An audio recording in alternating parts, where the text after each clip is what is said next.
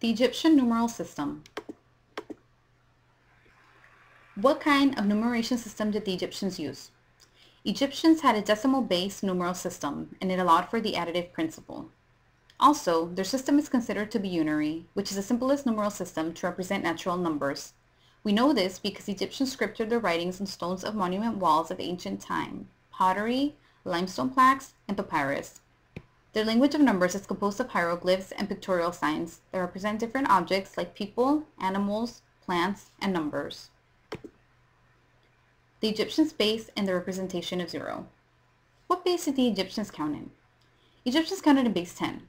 A lot of their methods of counting can be found in today's modern mathematics. They probably decided to count in base 10 because they had 10 fingers. This is the common way of counting. Did Egyptians have a representation for zero? Egyptians did not have a symbol for zero.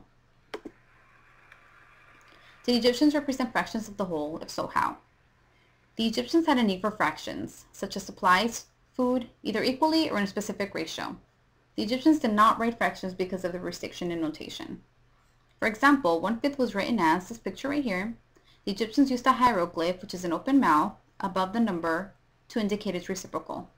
There is also evidence that shows that there were special hieroglyphs for 3/4 and 2/3 written as this picture right here, with the hieroglyph and two staffs, with one staff being shorter. All other fractions were written as a sum of unit fractions. How to count and write several quantities in the Egyptian numerals.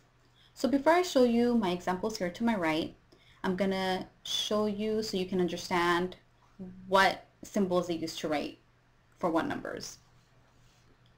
So the 1 is represented by the 1 staff, a 2 would be represented by 2 staffs, and a 9 would be represented by 9 staffs.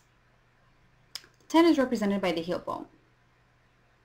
So 30 would be represented by 3 heel bones, and a 7 would be represented by 7 heel bones. The 100 is represented by the coiled rope, 1,000 is represented by the lotus flower, 10,000 is represented by the pointing finger, 100,000 is represented by the tadpole, and 1,000,000 is represented by the astonished man. So the way we write our numbers, we write them from left to right. Well, the Egyptians did it a little differently. They wrote out their numbers from right to left. So for example, my example 1, 265. Here we have 2 coiled ropes, which is in the hundreds place. Here we have 6 heel bones, which is in the tens place. And here we have 5 staffs, which is in the ones place. And this is how they read 265. So for my example 2, I have 46,206. Here we have 4 pointing fingers, which is in the 10,000s place. Here we have 6 lotus flowers, which is in the 1,000s place. Here we have 2 coiled ropes, which is in the hundreds place. Then here we have 6 staffs, which is in the ones place.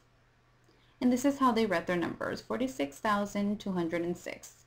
And of course, they didn't use zero because they didn't have anything to represent it. Egyptians' numerals were unique because they used symbols to represent the numbers 1 through 9, and then differences at each new placement value for the tens place. And also because they wrote their numbers from right to left.